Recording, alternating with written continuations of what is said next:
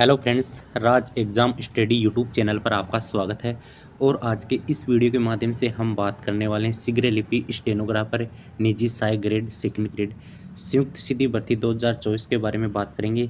यानी इसके फॉर्म कब से अप्लाई होंगे, कितनी पोस्ट है, क्या सिलेबस रहने वाला है, क्या सिलेक्शन प्रोसेस है, क्या एज रहने वाली है और फॉर्म किस प्रकार से भरना है, क्या योग्यता रहेगी, क्या एग्ज़ाम पैटर्न रहेगा, क्या आप सिलेबस रहेगा, एग्ज़ाम कब होगा, किस प्रकार से आपको तैयारी करनी है, किस प्रकार से फॉर्म अप्लाई करना है, इसके बारे में आज के इस वीडियो के माध्यम से कंप्लीट जानकारी इस वीडियो के माध्यम से जानेंगे।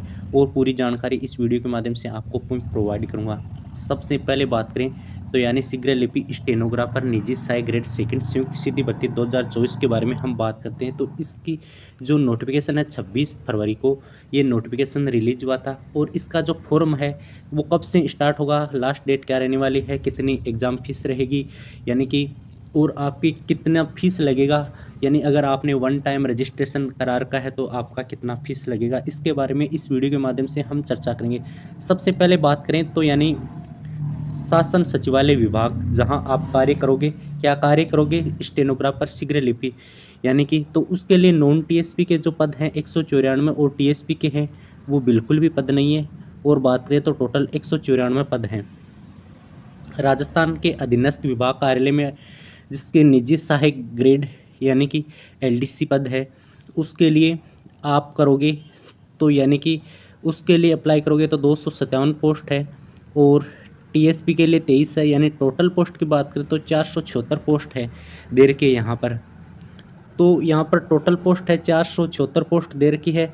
और अब हम इसमें आगे चर्चा करते हैं। सबसे पहले इसका ऑनलाइन फॉर्म के बारे में हम चर्चा करेंगे टॉपिक वाइज, हर जहाँ पॉइंट दे रखा है वहाँ से हम चर्चा करेंगे। सबसे पहले यानी ऑनलाइन प्रक्रिया क्या रहेगी, ऑनलाइन प्रक्रिया रहेगी जो आपकी यानी ऑनलाइन रहेगी। और दूसरी बात इसमें रहेगी एसएसओ आईडी के माध्यम से आपको ऑनलाइन करना है। और जिस स्टूडेंट ने वन टाइम रजिस्ट्रेशन करा रखा है उसका यानी कि फ़ीस है वो 0 रुपये लगने वाला है यहाँ पर। जो एसएसओ आईडी पर आपको ये फॉर्म को अप्लाई करना है और ई-मित्र से।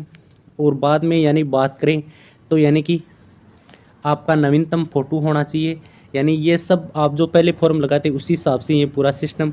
और यानी कि यहाँ पर वन टाइम रजिस्ट्रेशन यानी कि ये देख सकते हो यहाँ पे ओटीआर यानी वन टाइम रजिस्ट्रेशन, यानी आपको एक बार ही फीस लगेगी।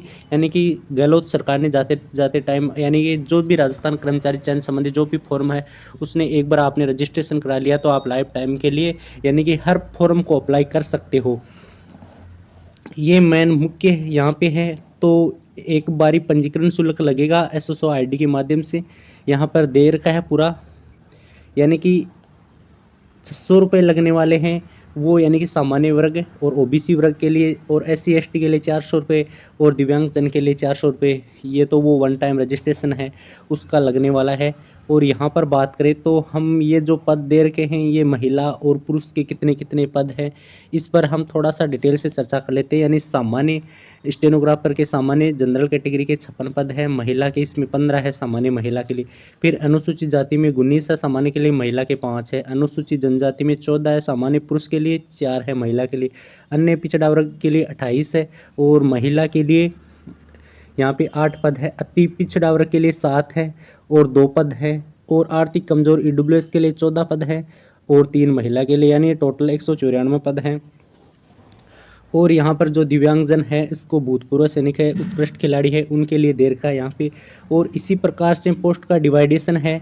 ये जो निजी सहायक यानी राजस्थान अधीनस्थ कार्यालय यानी जिसकी वैकेंसी है उसमें यानी ये आरक्षण दे रखा है, उसी प्रकार से इसी में भी पोस्ट का डिवाइडेशन सामान्य के लिए 135 इस प्रकार से दे रखा है।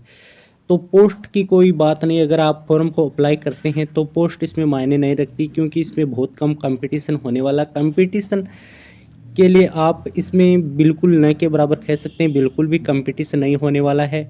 और इसमें बात करें तो एज के बारे में बात करें तो एज कितनी रहने वाली है, एज तो काफ़ी एज है, यानी कि आपको इसमें एज के बारे में कुछ घबराने की आवश्यकता नहीं है। क्योंकि एज के बारे में बात करें तो एज इसमें 18 से 40 वर्ष एज है।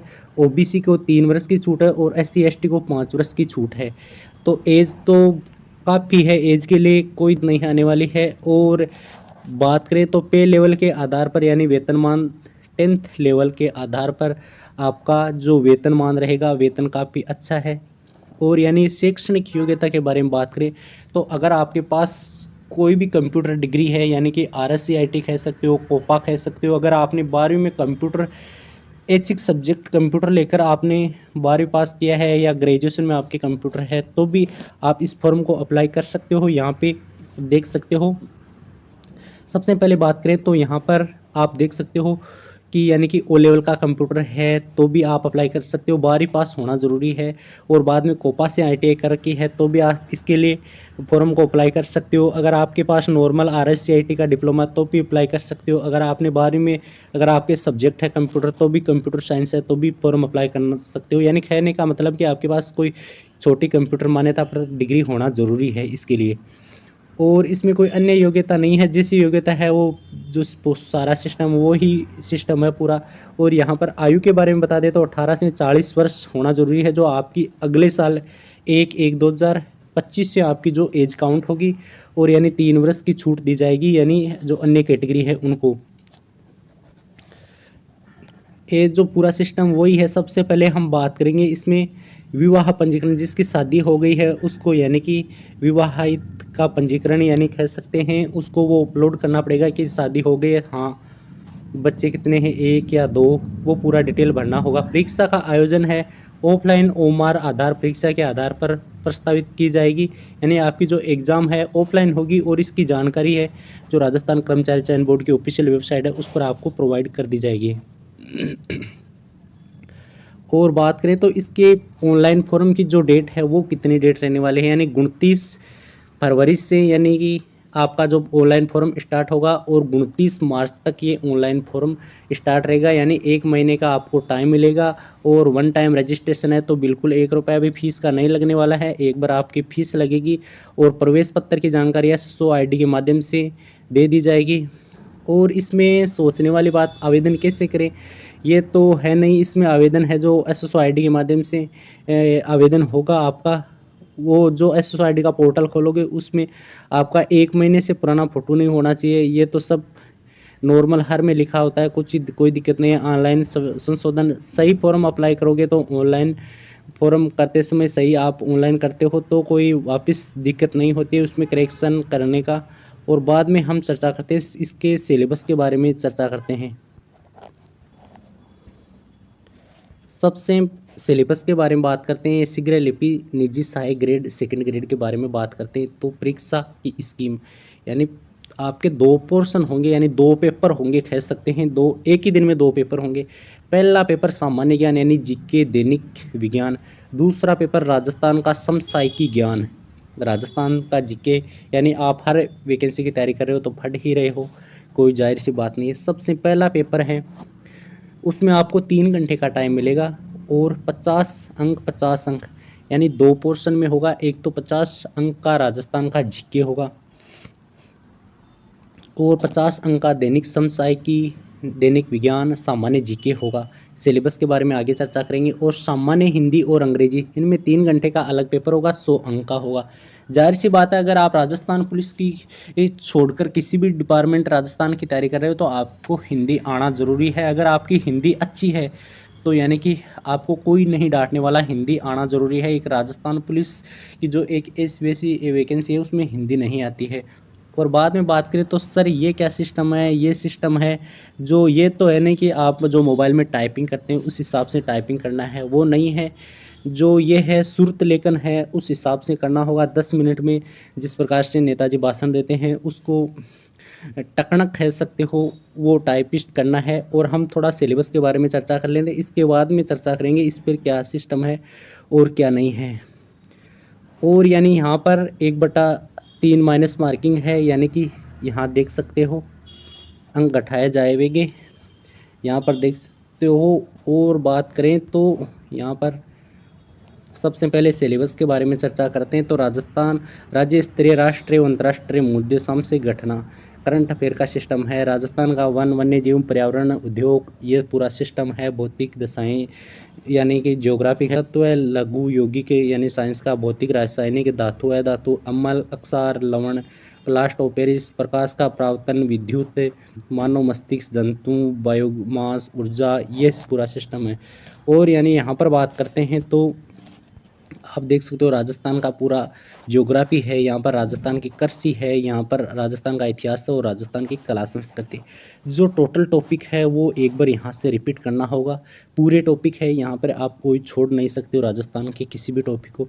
और बाद में इंग्लिश का जो पोर्शन है उस पर हम चर्चा करते हैं। इंग्लिश का पोर्शन है यानी यहाँ पर देख सकते हो आपको क्या सिस्टम है, यानी ऑब्जेक्टिव टाइप क्वेश्चन, यानी एबसद में मिलेंगे। मैक्सिमम मार्क्स 100 नंबर का होगा, नंबर ऑफ क्वेश्चन 150 होंगे। बात करें तो यहाँ पर 3 हॉर्स का टाइम मिलेगा। ऑल क्वेश्चन कैरी मार्क्स, यानी नो नेगेटिव मार्किंग, यहाँ पर कोई नेगेटिव मार्किंग नहीं है।